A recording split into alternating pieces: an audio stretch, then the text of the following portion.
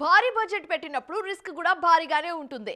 Cinema ఆడితే okay, లేదంటే మాత్రం ప్రొడ్యూసర్లకు చుక్కలే.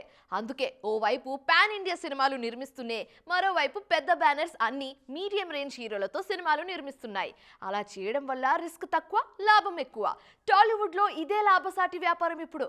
మరి అదేంటో మీరు కూడా చూసేయండి. టాలీవుడ్ లో పెద్ద బ్యానర్స్ అన్ని భారీ సినిమాలతో పాటు మీడియం రేంజ్ సినిమాలకు అదే ఇంపార్టెన్స్ ఇస్తున్నాయి. దిల్ రాజ్ నే తీసుకోండి. మొన్న సంక్రాంతికి గేమ్ చేంజర్ తో పాటు సంక్రాంతికొస్తున్నాం అంటూ ఓ సేఫ్ గేమ్ ఆడారు. రిజల్ట్ అందరికీ తెలిసిందే. అలాగే నాగవంశీ కూడా లక్కీ భాస్కర్, మ్యాథ్ స్క్వేర్ అంటూ మీడియం రేంజ్ హీరోలతో బ్లాక్ బస్టర్స్ కొడుతున్నారు. సితారా ఎంటర్టైన్మెంట్స్ లో భారీ బడ్జెట్ సినిమాలే కాదు, దుల్కర్ సల్మాన్, ధనుష్ లాంటి హీరోలతో మీడియం బడ్జెట్లోనూ సినిమాలొస్తుంటాయి. ఈ ఏడాది డాకు మహారాజ్, మ్యాట్ 2తో హిట్ కొట్టిన నాగవంశీ, విజయ్ దేవరకొండ కింగ్డమ్, రవితేజ మాస్ జాతరతో రాబోతున్నారు. ఇక భారీ బడ్జెట్ సినిమాలకు కేర్ ఆఫ్ అయిన గీతా ఆర్ట్స్ నుంచి శ్రీ విష్ణు సింగిల్ సినిమా వస్తుందిప్పుడు.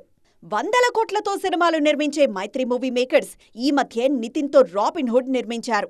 200 కోట్లతో విశ్వంభర నిర్మిస్తున్న యువి క్రియేషన్స్, వరుణ్ తేజ్, మేర్లపాక గాంధీతో ఓ మీడియం రేంజ్ సినిమా ప్లాన్ చేస్తున్నారు. మొత్తానికి పెద్ద బ్యానర్స్ అన్ని బ్యాలెన్స్ చేస్తున్నాయి ఇప్పుడు.